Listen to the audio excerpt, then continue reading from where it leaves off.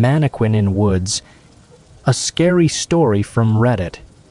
Subscribe to Scary Stories Vault for great videos to relax, study, or just enjoy.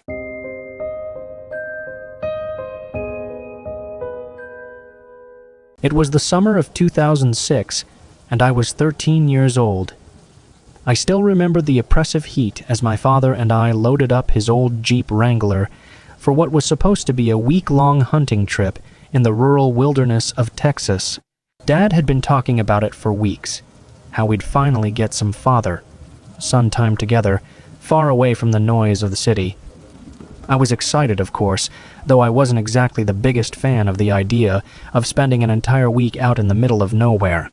The prospect of hunting wild hogs and spending nights in a remote cabin was thrilling and terrifying all at once. We left early in the morning, right as the sun was beginning to rise. The 7-hour drive south from Dallas felt like an eternity, especially in the Wrangler, where the seats were stiff, and the air conditioning was spotty at best. My dad had stocked the Jeep with everything we'd need for the week: camping gear, a couple of rifles, food, and water. I had my Game Boy tucked into my lap, trying to beat a level on Super Mario Land, too, for most of the ride, but the road was so bumpy that I eventually gave up and resigned myself to staring out the window. The further we drove, the more desolate the landscape became. Towns grew sparser, and the dusty roads wound their way deeper into the Texas countryside. By the time we reached our destination, the sun was starting to sink toward the horizon, casting long shadows across the cracked earth. The property belonged to an old friend of my dad's, a guy named Randy, who owned around 1,000 acres of land outside a small town no one had ever heard of. The area was isolated, to say the least, surrounded by thick woods and miles of empty fields. The kind of place where you could disappear for days and no one would ever know. The cabin itself was a weathered old shack, nestled among the trees at the edge of a clearing. It looked like it hadn't been touched in years, with peeling paint and dust coating every surface. I remember thinking how small it seemed, like it couldn't possibly protect us from the wilderness that loomed just beyond the tree line. But Dad wasn't fazed. He was in good spirits. Excited to show me how to track hogs, set up camp, and survive in the wild. He unlocked the rusty gate that marked the entrance to Randy's land, and we drove down the narrow, winding path that led to the cabin.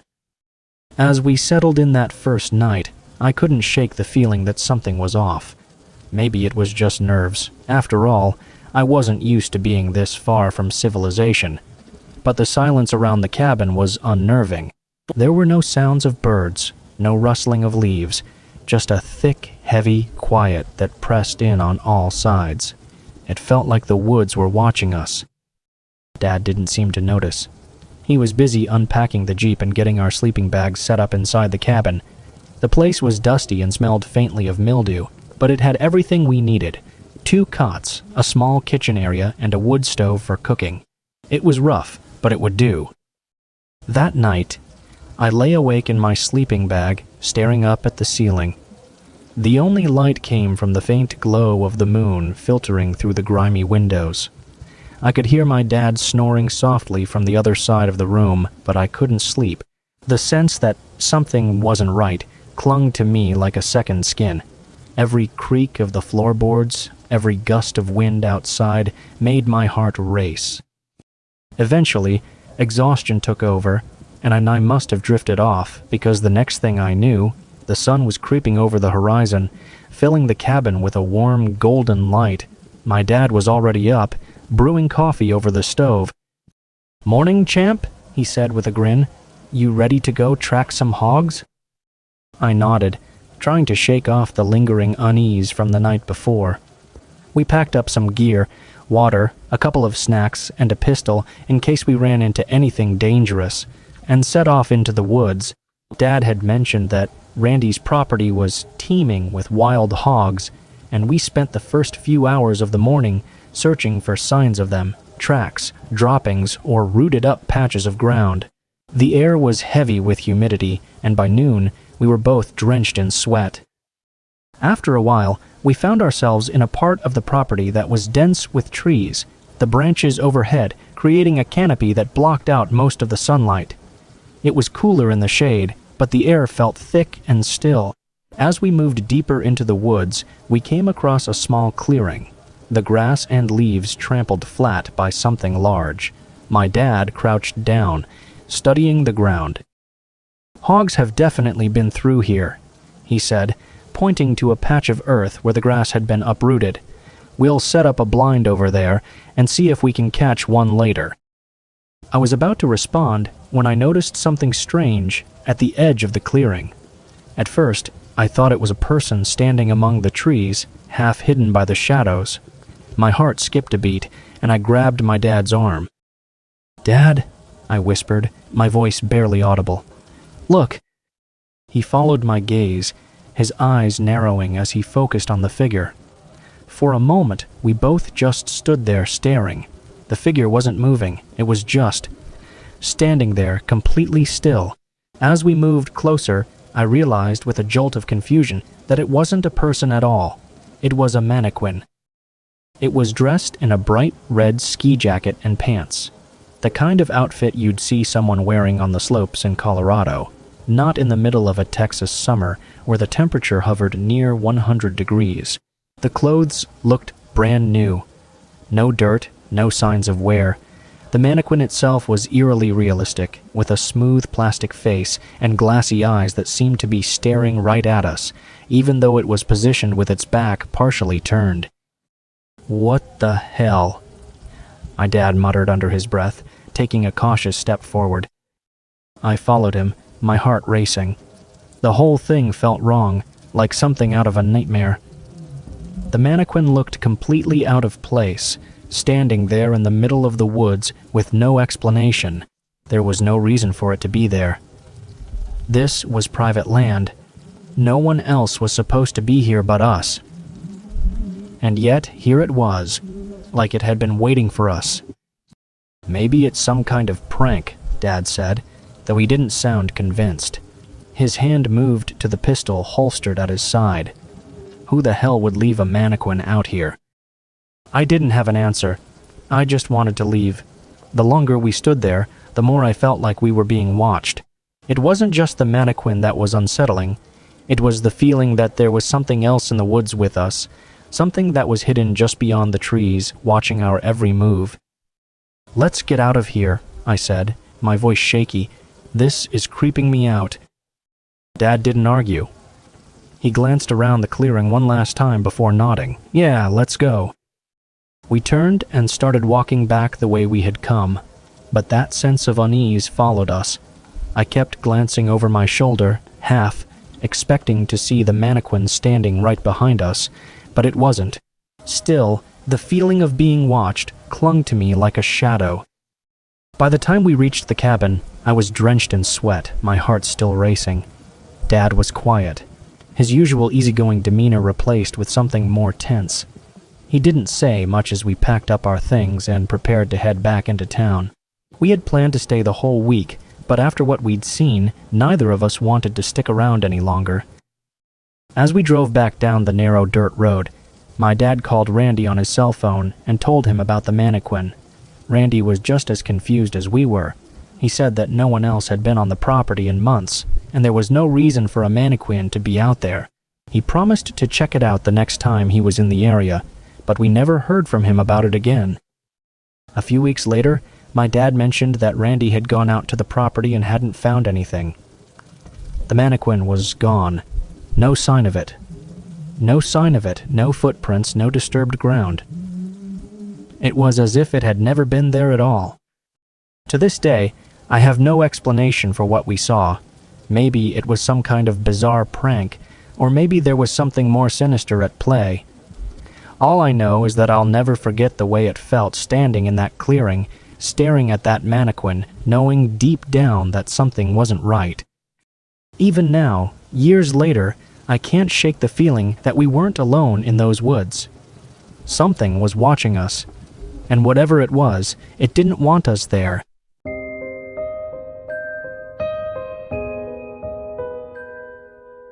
The story 2, Monster in Shadows, a scary story from Reddit. Subscribe to Scary Stories Vault for great videos to relax, study, or just enjoy. It was the summer of 2018 when my then boyfriend, now husband Jake, and I decided to take a backpacking trip through the Grand Tetons. We'd been dating for a few years at that point, and Jake had always been an avid outdoorsman. He grew up in the mountains, had military training, and was the kind of guy who could tell you 1,000 different ways to survive in the wild. Me, not so much. I'd been camping a few times, sure, but nothing like what Jake had in mind for this trip. I was excited, though. The Grand Tetons were beautiful, picturesque even, and we had planned to spend a few days hiking, camping, and just getting away from everything. No cell service, no distractions, just us and the wilderness. Looking back, I should have been more nervous about the isolation. But in the moment, all I could think about was the adventure ahead. We set off early one Friday morning, parking the car at a trailhead and loading up our backpacks with everything we'd need for the next 3 days. The plan was to hike deep into the mountains, camp out for 2 nights, and return to the car on Sunday. Jake had planned the route meticulously. He had maps, a GPS, and plenty of supplies, including bear spray. We knew the Grand Tetons were home to grizzly bears, but Jake assured me that we'd be fine as long as we stayed alert, made noise while hiking, and kept our food stored properly. The first day was grueling. The trail was steep, and the sun beat down on us relentlessly as we climbed higher and higher and higher into the mountains. The air grew cooler the further we went, but the elevation was killing me. My legs burned with each step, and I could barely catch my breath. Jake was in much better shape, though he slowed down to stay with me, encouraging me to keep going. After about 5 hours of hiking, we finally reached a plateau where we could set up camp for the night. It was a beautiful spot, overlooking a valley with snow-capped peaks in the distance. A crystal-clear stream flowed nearby, providing us with water for the evening. We pitched our tent, started a small fire, and cooked dinner. Just some dried meals we'd brought with us. As the sun began to set, the temperature dropped, and I was grateful for the warmth of the fire. We sat there, sipping hot tea and watching the stars come out one by one, the sky turning a deep indigo. It was peaceful, almost serene. But that peace didn't last long. It started with a noise, a low, guttural growl that echoed through the trees. My heart skipped a beat, and I turned to Jake, who had gone completely still. He listened for a moment before grabbing the bear spray from his pack. "That's a grizzly," he said quietly, his eyes scanning the darkness around us. I felt a wave of panic rise in my chest. I'd read enough about grizzly bears to know that you didn't want to mess with them. Jake had given me a crash course before we left, telling me that if we encountered one, we needed to make ourselves look big, make noise, and never run. But hearing that growl in the wild, knowing a bear was nearby, was something else entirely. We stood there, listening, waiting. The growl came again, this time closer. My hands were shaking, and I clutched my flashlight, trying to peer into the shadows beyond the firelight. Then, from the darkness, I saw it, a massive shape moving between the trees. At first, I thought it was the grizzly. It was enormous, easily twice the size of any bear I'd ever seen. But as it stepped into the moonlight, I realized something was wrong. It wasn't shaped like a bear. Not exactly. Its limbs were too long. Its back hunched in an unnatural way. Its head was massive, but the proportions were off, almost distorted. Its eyes glinted in the dim light, and I felt a cold dread settle in the pit of my stomach. Jake grabbed my arm, pulling me back toward the tent. "Get inside," he whispered, his voice tense. We scrambled into the tent, zipping it up behind us. Jake had the bear spray in one hand and a knife in the other, his eyes fixed on the tent flap. I sat there, heart pounding, trying to make sense of what I'd just seen. The creature outside wasn't a bear. It couldn't have been. But what was it? The growling stopped, replaced by a heavy, rhythmic thudding sound. Footsteps. Whatever it was circling our campsite. My stomach twisted with fear, and I had to fight the urge to scream. The footsteps stopped right outside the tent, and I could hear the thing breathing, deep, labored breaths, like it was sniffing us out. Jake held his breath, and I did the same. My entire body tensed, waiting for something, anything, to happen. The seconds dragged on like hours, and then slowly, the sound of the footsteps began to fade, disappearing into the distance. We didn't sleep much that night. Every little noise had me on edge, and I kept replaying the sight of that thing in my mind, trying to make sense of it. Jake was unusually quiet, his usual calm demeanor replaced by a tension I hadn't seen before. In the morning, the woods seemed almost normal again. Birds chirped, the sun filtered through the trees, and the stream babbled nearby. But the unease from the night before still lingered. We packed up quickly, deciding to hike further into the mountains and away from whatever we had encountered. We didn't talk much as we hiked. I could tell Jake was worried, though he tried not to show it. He kept glancing over his shoulder, scanning the trees, his hand never far from the bear spray. I couldn't shake the feeling that we were being followed, that whatever had been outside our tent the night before was still out there, watching us. We made camp again that night, this time in a more sheltered area, surrounded by thick trees. The day had been exhausting, and I was grateful for the chance to sit down and rest. But as the sun set and darkness crept in, the fear returned. After dinner, we crawled into the tent, zipped up our sleeping bags, and lay there in silence. I was just starting to drift off when I heard it again, those footsteps. Slow, deliberate, getting closer and closer and closer. I froze, my breath catching in my throat.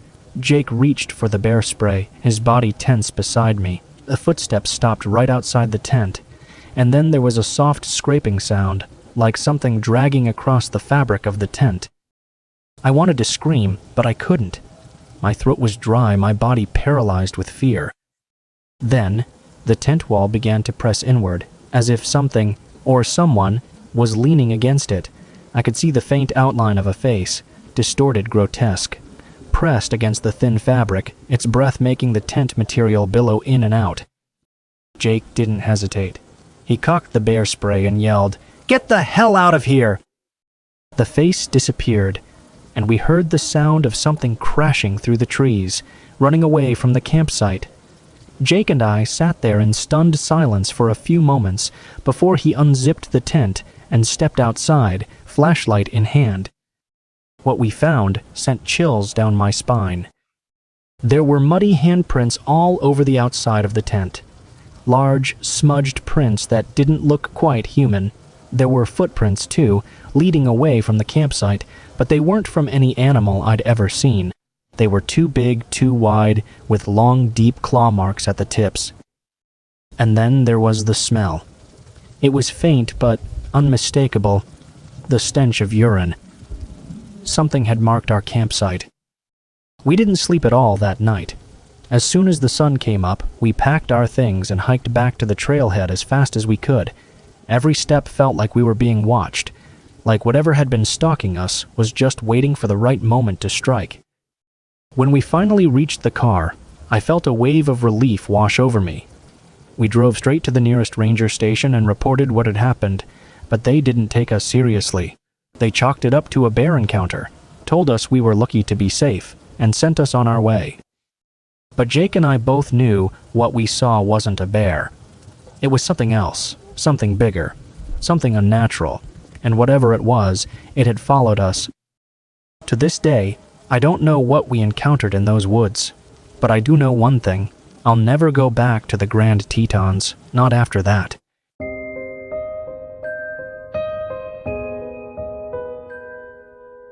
The Story 3. Hunted in Idaho. A scary story from Reddit. Subscribe to Scary Stories Vault for great videos to relax, study, or just enjoy. It was late October, and the first signs of winter were starting to creep in. My family and I were gathering firewood in central Idaho, as we did every year, preparing for the cold months ahead.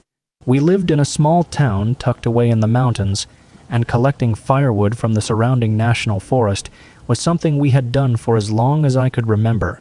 My dad, a practical man, always insisted on having more wood than we thought we'd need, just in case the winter turned out harsher than usual. It was a necessary chore. But this time, something felt different. The day had started normally enough.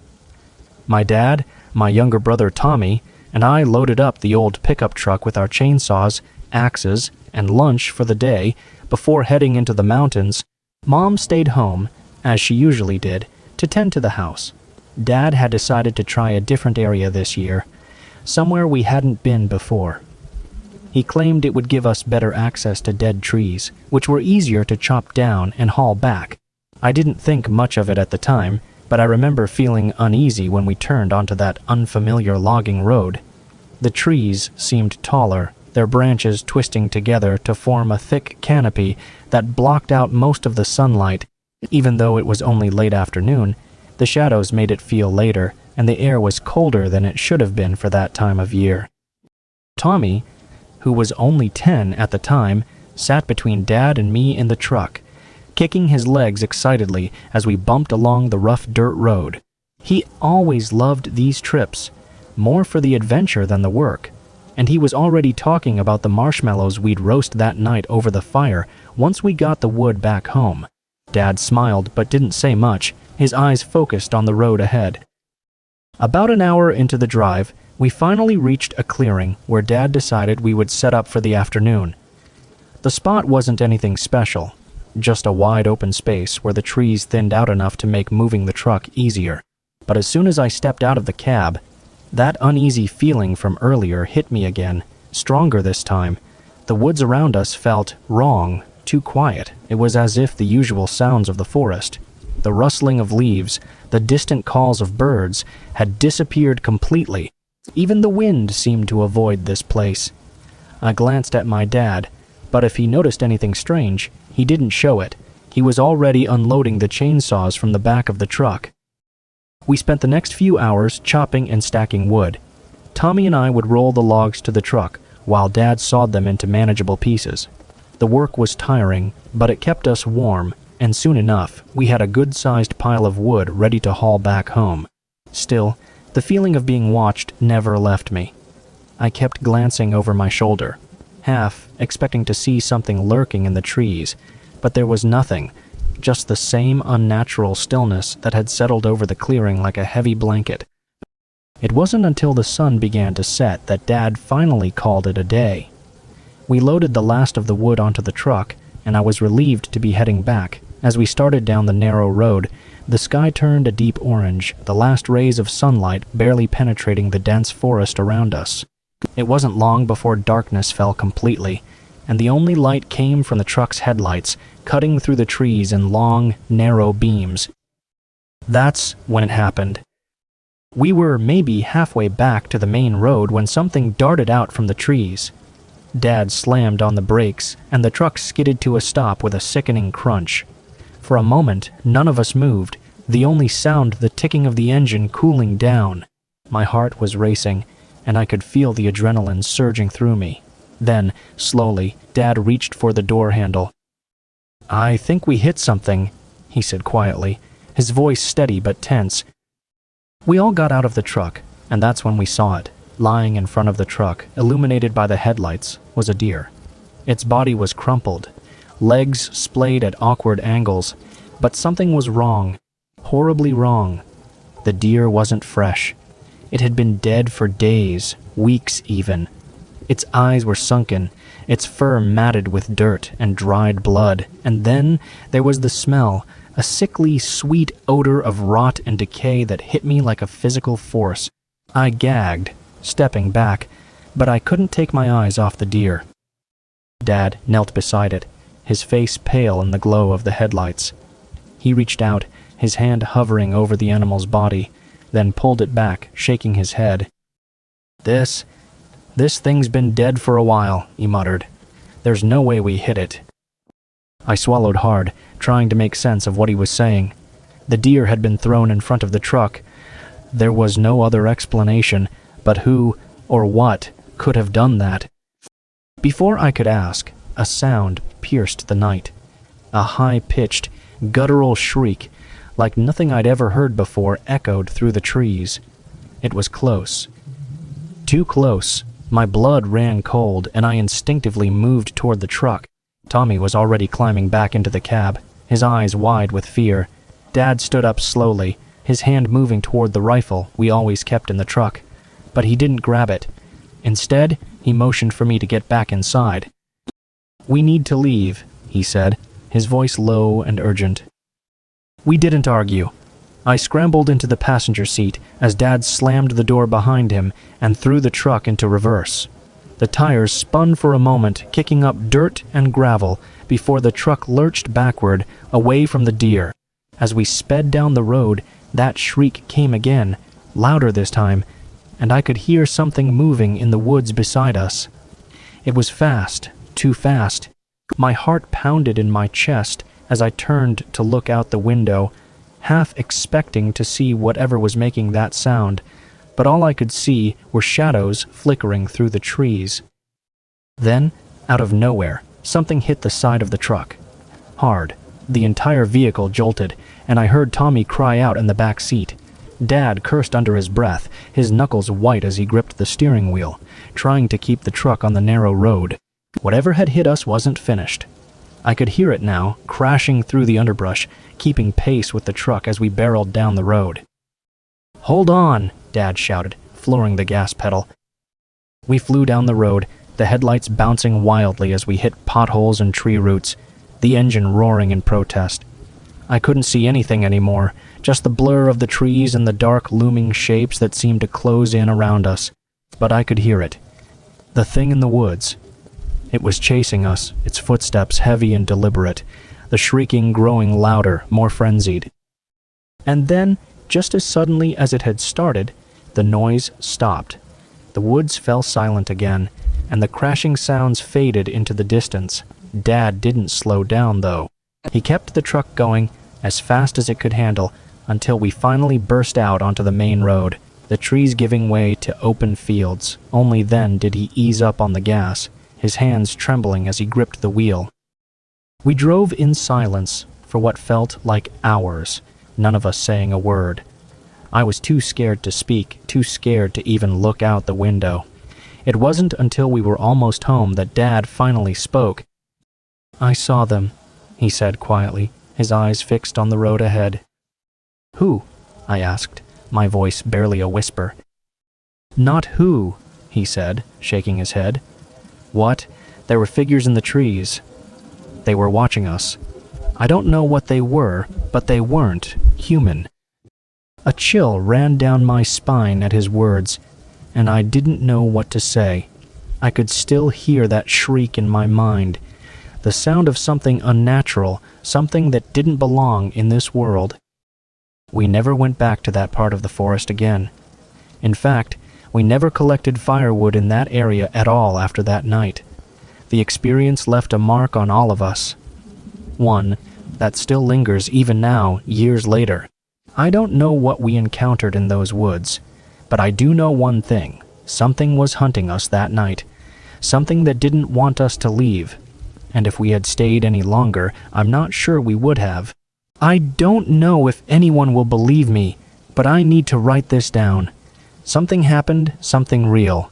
If you're reading this, maybe you're curious, maybe you're searching for an answer to something you can't explain.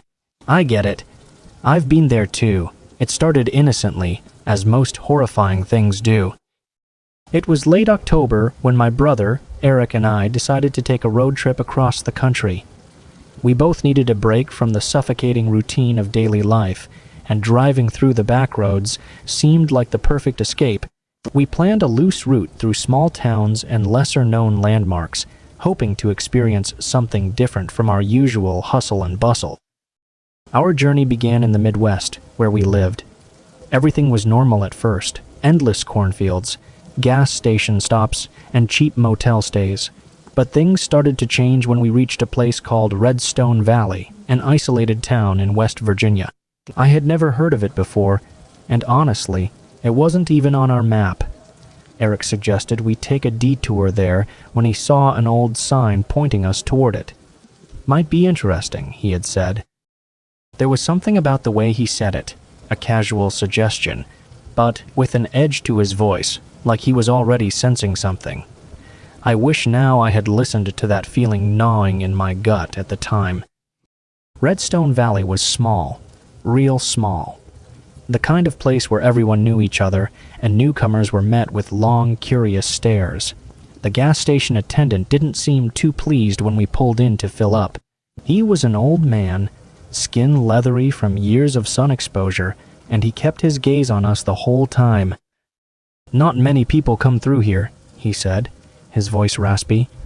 He wiped his hands on an old dirty rag. "You boys just passing through?" "Yeah," Eric replied, always the polite one. "We thought we'd check out the valley." The old man paused, glancing toward the wooded hills that surrounded the town. His lips tightened before he spoke again. "Ain't much to see around here, except the church and cemetery. You'll want to be careful near the woods, though. Stay on the road." I remember the way he said that last part, like it was more of a warning than advice. Eric and I exchanged a glance, but neither of us said anything. We paid for the gas, thanked the man, and continued down the road. We had no reason to go off the path, but curiosity is a funny thing. It sneaks up on you, especially when you're far from home, and the thrill of the unknown lures you in. That's exactly what happened. It was around dusk when we reached the outskirts of town.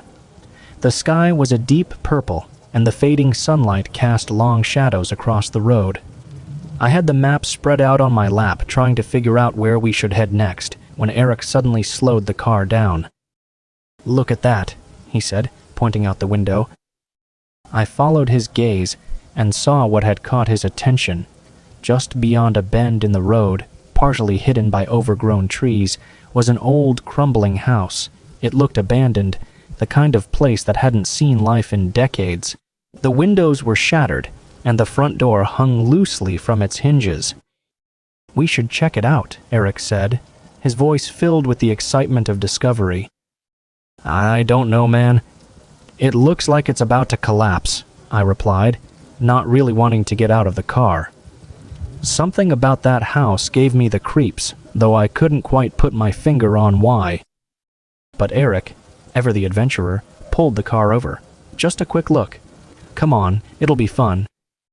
I reluctantly followed him as he pushed open the rusty gate leading to the property. The air felt different here. Thicker, colder, like it didn't belong to the rest of the world.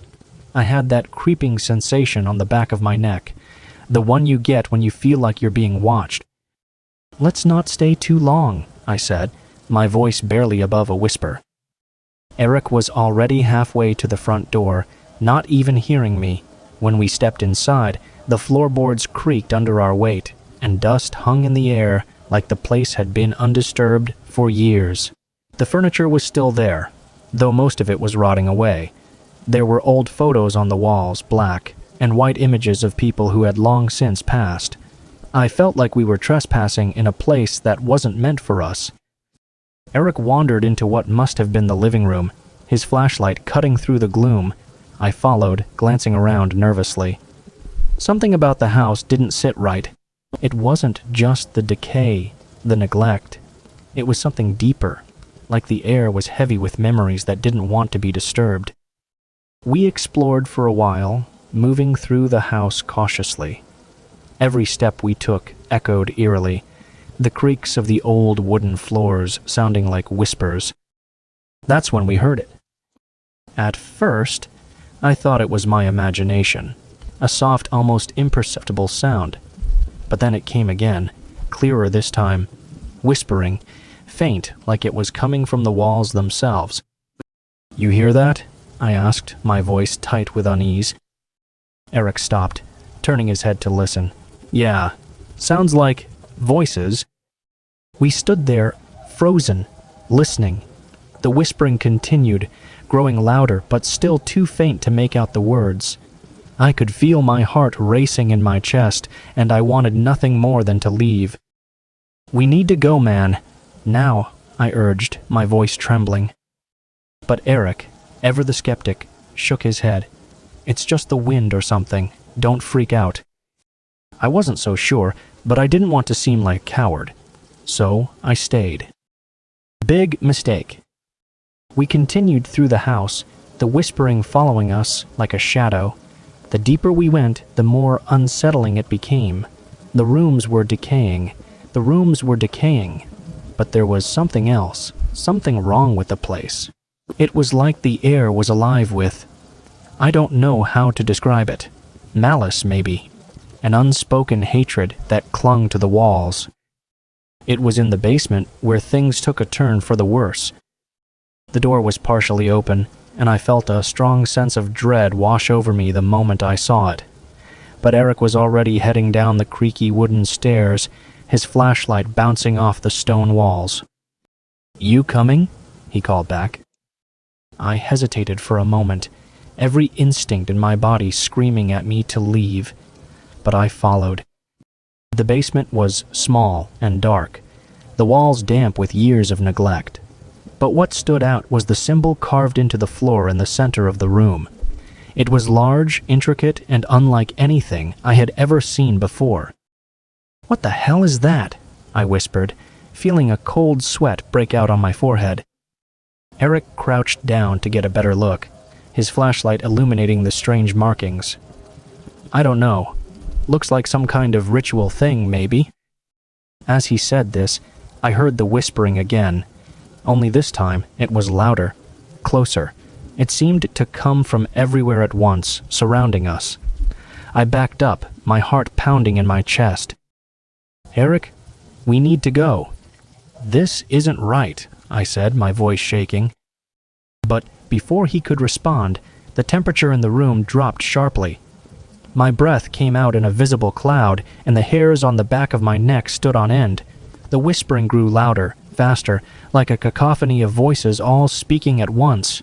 I couldn't understand what they were saying, but the tone was unmistakable, angry, hostile. Then, without warning, the flashlight flickered and went out, plunging us into complete darkness. Panic set in immediately. I couldn't see a thing, and the darkness pressed in on me like a suffocating blanket. I heard Eric fumbling with the flashlight, cursing under his breath. "Get it working!" I yelled, my voice echoing unnaturally in the small space. "I'm trying," he snapped back. But it was no use. The light wouldn't come back on, and the whispering. It was right there, right next to us. I could feel something in the room with us, something watching, waiting. "Eric, we have to get out of here," I shouted, my voice high with fear. And then I felt it.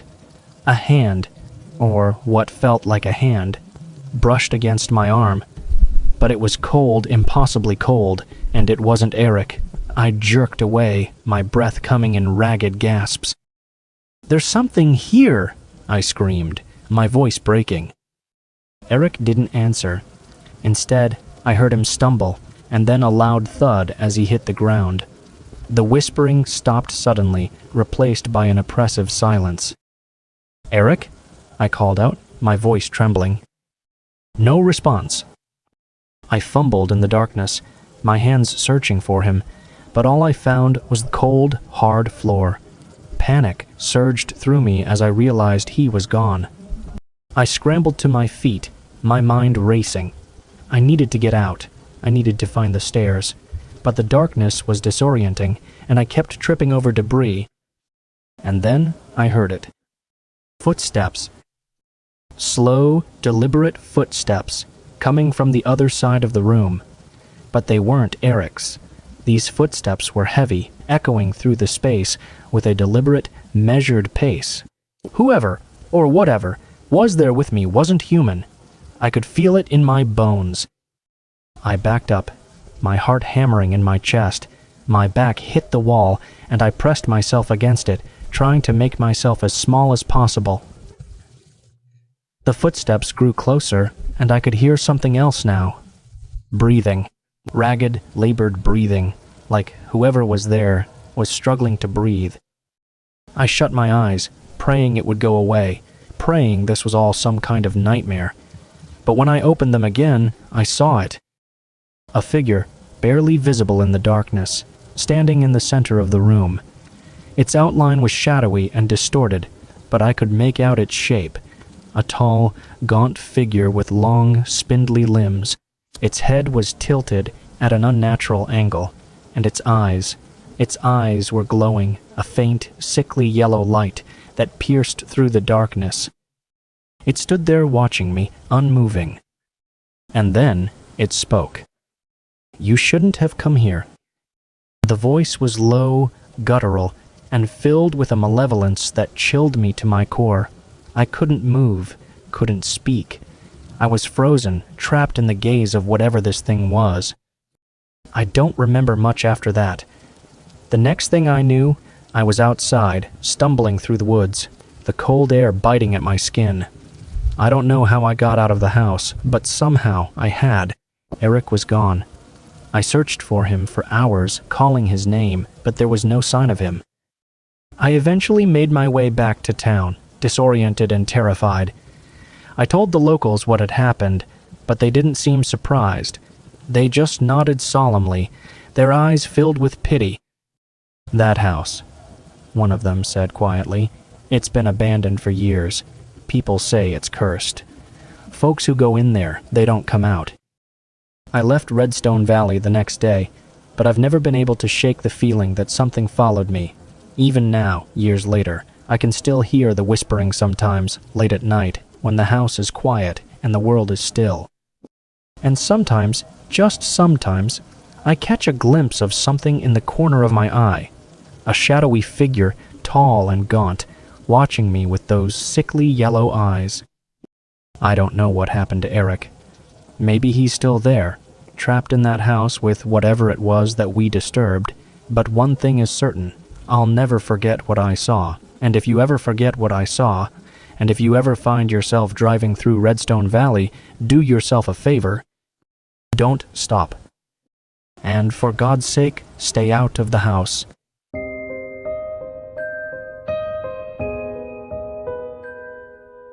If someone told me this would happen, I would have laughed in their face. But now, looking back, I wish I had listened to my gut and turned back the moment I saw those lights. I should have trusted that uneasy feeling clawing at my chest, but I didn't. Now I'm left with only questions and a fear that follows me everywhere.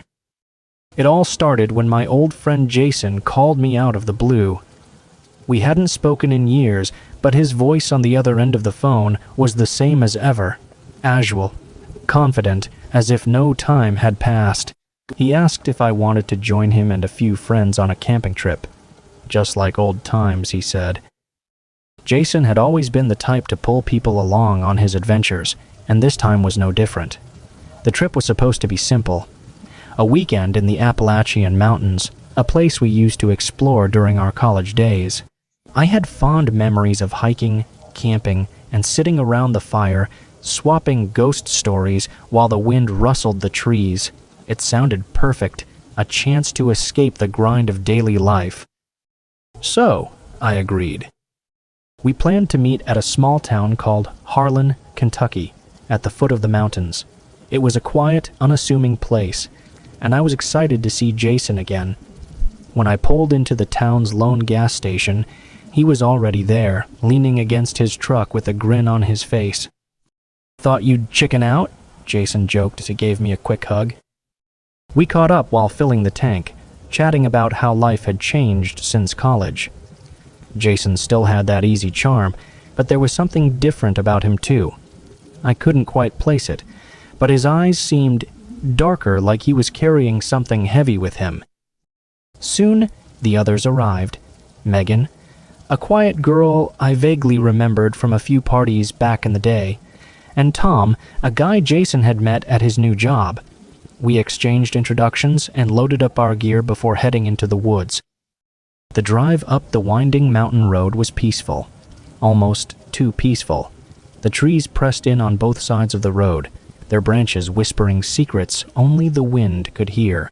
I had this strange feeling, like the forest was watching us, waiting, but I shook it off. It was just the excitement of being back in the wild, I told myself. We reached the trailhead by late afternoon, the sun hanging low in the sky. The air was crisp, cooler than I expected, and carried the earthy scent of damp leaves. It felt good to be away from the city, away from work, and back with friends. Our hike to the campsite was uneventful, until we saw the lights. We were about an hour into the hike, the trail winding through thick woods, when Jason stopped dead in his tracks. "Look," he said, pointing through the trees. At first, I didn't see it, but then, as the wind shifted, I caught a glimpse of it. Small, flickering lights deep in the forest. They weren't like the steady glow of a lantern or the sharp beam of a flashlight. These lights were soft, almost like fireflies, but they didn't move. "Is there another campsite over there?" Megan asked, her voice laced with uncertainty. Jason frowned. "Not that I know of. This area's supposed to be pretty remote." We all stood there for a moment, staring at the lights. Something about them felt wrong, but no one said it out loud. Eventually, Jason shrugged it off. "Probably some kids messing around," he said, though his voice lacked its usual confidence. We continued our hike, but the mood had shifted. The lights stayed in the back of my mind, like a quiet hum I couldn't ignore. I kept glancing over my shoulder, half expecting to see them again, but they were gone. By the time we reached the campsite, dusk had settled over the forest, and the temperature had dropped. We quickly set up our tents and gathered firewood. The familiar crackle of the fire brought some comfort, but that eerie feeling from earlier lingered in the back of my mind. As we sat around the fire, Jason started telling a story about one of his old adventures, something about getting lost in the desert. I tried to focus, but my thoughts kept drifting back to those lights.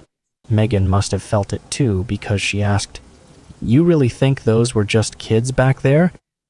Jason paused, his expression unreadable in the firelight. "What else would it be?" he replied, but his voice lacked its usual bravado. Tom, who had been quiet for most of the night, spoke up. We all turned to look at him, the crackling fire the only sound for a moment. "What kind of stories?" I asked, trying to keep my voice steady. Tom leaned forward, his face half lit by the fire. "My grandfather used to talk about these lights, said they'd appear out of nowhere, lead people off the trail. Most folks who followed them never came back." A chill ran down my spine. Jason chuckled, but it sounded forced. Tom shrugged. "Believe what you want, but this isn't just some campfire story. People around here know better than to go chasing lights in the woods." The conversation died down after that, each of us lost in our thoughts. We went to bed early, the eerie silence of the forest pressing in around us. I woke up in the middle of the night, the kind of jarring wake-up where your heart is already pounding before you even know why. It was dark, pitch black except for the faint embers of the dying fire. For a moment, I thought maybe it was the cold that had woken me, but then I heard it. Whispers.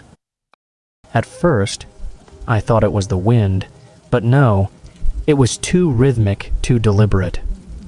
The words were just out of reach, impossible to make out, but I could hear the tone. It wasn't friendly. It wasn't human. I sat up, my breath coming in shallow gasps. I glanced toward the other tents. Everyone else seemed to be asleep, but the whispers grew louder, circling around the campsite. My skin prickled with fear, and I felt that deep, primal urge to run. But where? We were miles from the nearest town, surrounded by dense forest. There was no escaping whatever this was. Then, out of the corner of my eye, I saw them again. The lights. They were closer this time, hovering just beyond the trees. But there was something different now. They were moving slowly, like they were beckoning me, like they were beckoning me. I could feel them pulling at me, urging me to follow. My heart raced, my instincts screaming at me to stay put. But something deep inside me, some irrational part of my brain, wanted to go after them. I fought against it, forcing myself to stay in the tent. Eventually, the lights faded and the whispers died down, but sleep didn't come for the rest of the night. The next morning, I tried to shake off the feeling of unease, but it clung to me like a second skin. I didn't tell anyone about the lights or the whispers. I didn't want to seem crazy, but when we packed up our gear and started hiking again, I noticed that Megan seemed jumpy too. She kept glancing over her shoulder, her face pale. "You okay?" I asked her, falling in step beside her. She hesitated, then nodded. "Yeah, just didn't sleep well." I could tell she wasn't being entirely honest, but I didn't press. We walked in silence for a while, the forest unnervingly quiet around us. Even the birds seemed to be keeping their distance. As the day wore on, we reached a rocky outcrop that gave us a panoramic view of the valley below. It should have been breathtaking, but something about the landscape felt off. The trees below were too still, the sky too gray. It was like the whole world had paused, holding its breath. Jason was the first to speak. "Looks like a storm might be rolling in. We should set up camp early." We found a clearing not far from the trail, and for a moment, things felt normal again. We pitched our tents, gathered wood, and got the fire going. But as night fell, the oppressive silence returned, and then so did the lights.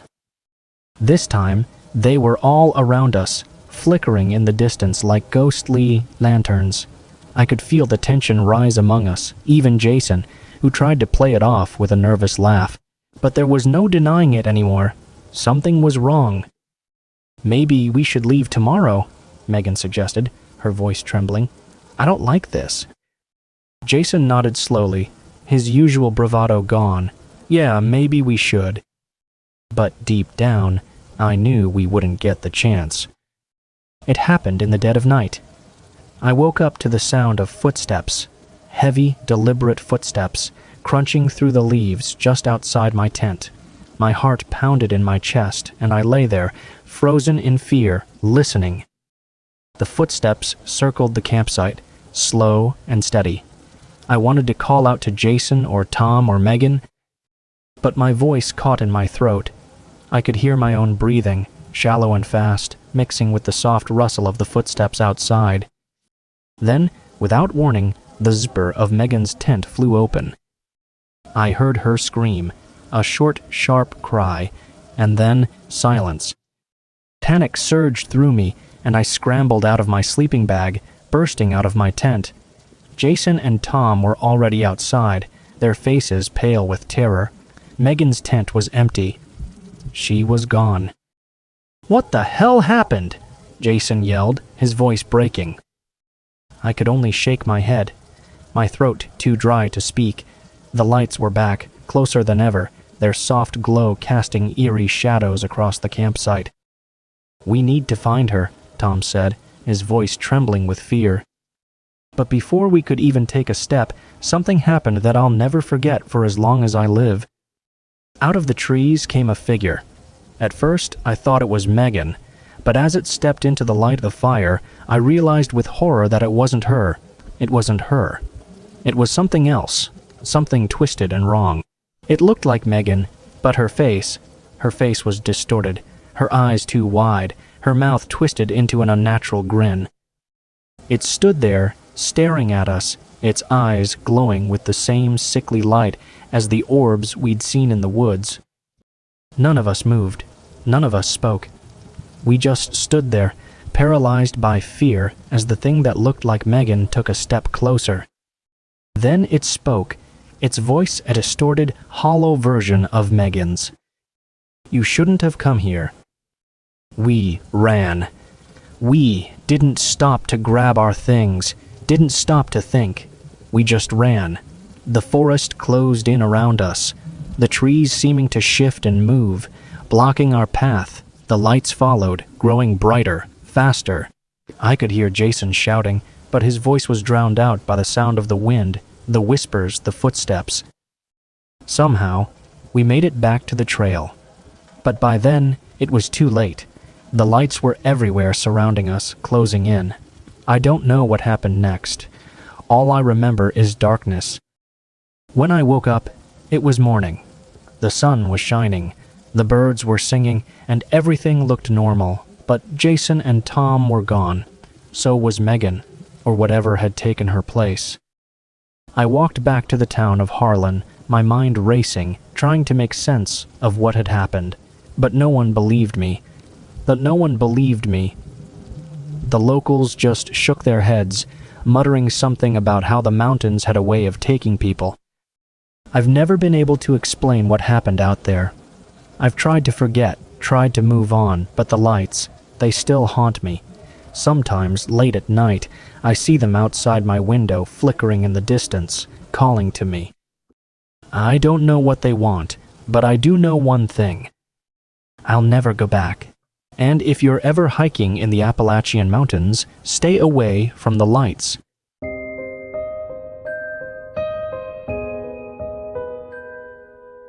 I've never told anyone this story. Not because I don't think they'll believe me, though, let's be honest, they won't, but because I still don't fully understand what happened that night. Even now, years later, I find myself awake at 3 a.m., staring at the ceiling, reliving every detail in my mind, trying to make sense of it all. But no matter how many times I go over it, the truth remains elusive, like a dream you can't quite remember after you wake up. But it was real. I swear to God, it was real. It all started on a cold December night. I was driving home from a business trip, one of those exhausting, mind-numbing drives through rural Pennsylvania, where the road stretches out in front of you like an endless ribbon of asphalt, and the only other cars you see are the occasional long-haul trucker. The trip itself had been uneventful, just a few meetings in Pittsburgh, but the drive back home was turning into a bit of a nightmare. The weather had taken a turn for the worse.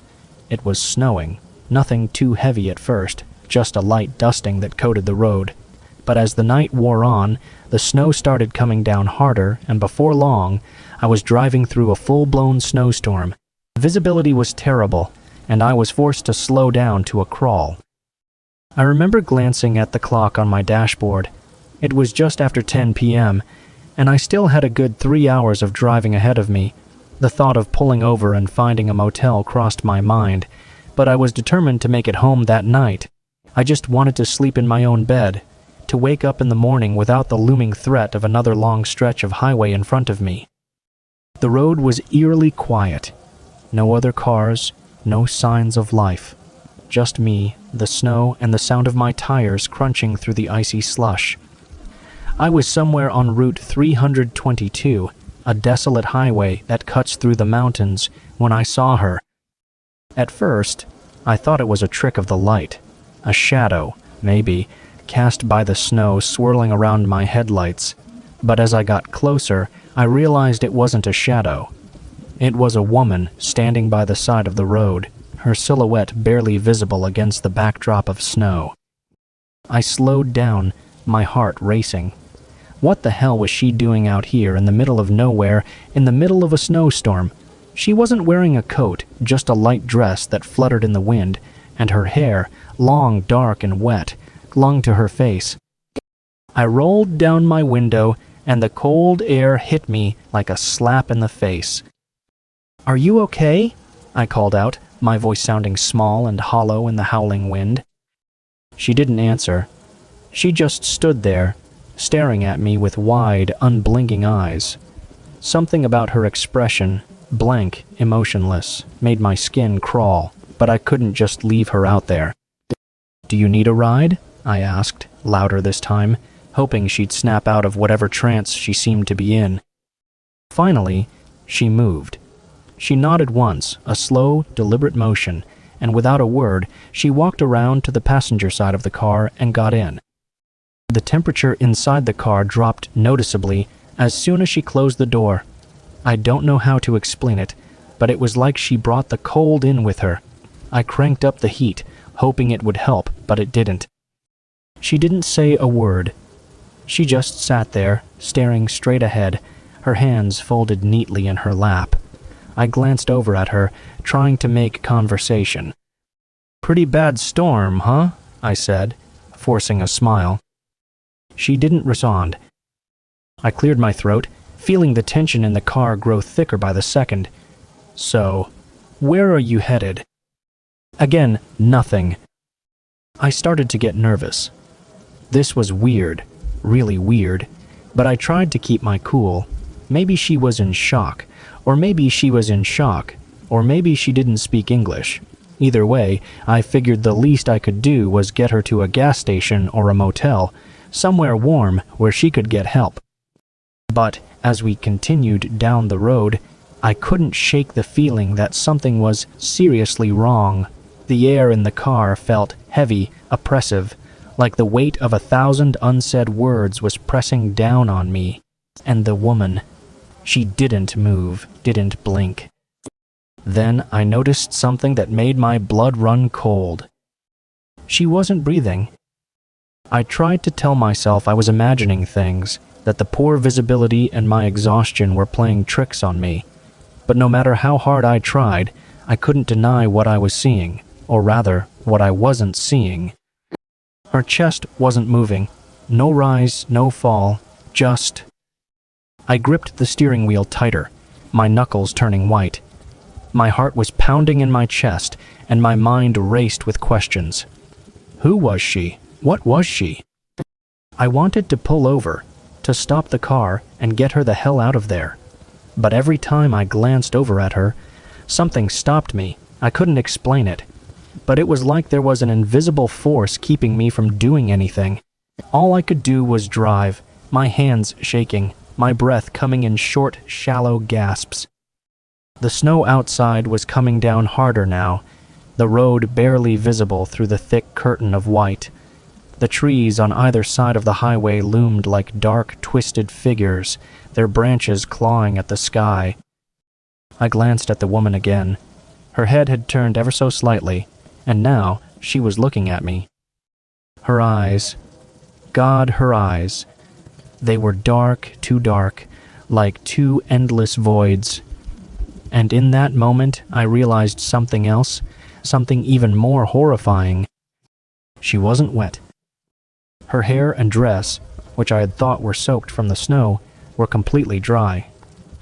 She was dry, like she had never even been outside, like she hadn't been standing in the middle of a snowstorm just minutes earlier.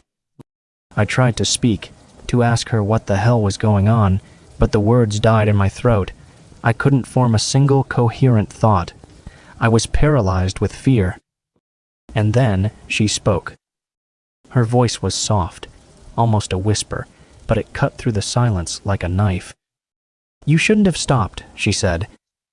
The hairs on the back of my neck stood on end. I swallowed hard, my throat suddenly dry.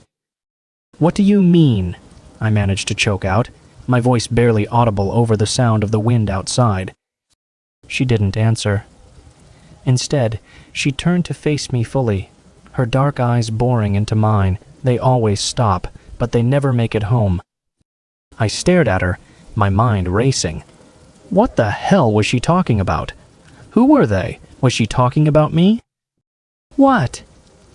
What are you?" I stammered, my hands gripping the steering wheel so tightly I thought it might break. She smiled then, a slow, eerie smile that didn't reach her eyes. "You'll see," she whispered. And then, without warning, she was gone. I blinked, my heart racing, trying to make sense of what had just happened. 1 second, she was there, and the next, she wasn't. I slammed on the brakes, the car skidding to a stop in the middle of the highway. My breath came in ragged gasps, and I frantically looked around, hoping, praying, that I had imagined the whole thing. But the passenger seat was empty. The door was closed. There were no footprints in the snow outside, no sign that anyone had ever been there. I sat there for what felt like an eternity, my mind struggling to process what had just happened. My hands were shaking, my body trembling with fear. I didn't know what to do, where to go. Eventually, I forced myself to start the car again. I needed to get out of there. I needed to get home. But as I drove down the empty, snow-covered highway, I couldn't shake the feeling that I wasn't alone. I made it home that night, but I wasn't the same. I didn't tell anyone what had happened, not my family, not my friends. I didn't think they'd believe me, and honestly, I didn't want to talk about it. It was, too, disturbing. But the thing is, even after all these years, I still feel her presence. Late at night, when the wind howls outside and the snow falls thick and heavy, I swear I can hear her voice. Just a whisper, soft and faint, but unmistakable. You shouldn't have stopped. I've done my best to move on, to forget about that night, but sometimes, when I'm driving alone on a quiet road, I see her, standing by the side of the highway, just like she was that night, her dark eyes following me as I pass by. And I keep driving. I don't stop. Not anymore. Because I know now that if I do, I won't make it home. I've looked into it since then, trying to find any information that could explain what happened. I've read about local legends, stories of ghostly hitchhikers, restless spirits haunting rural highways, but none of it quite fits. Maybe she was a ghost.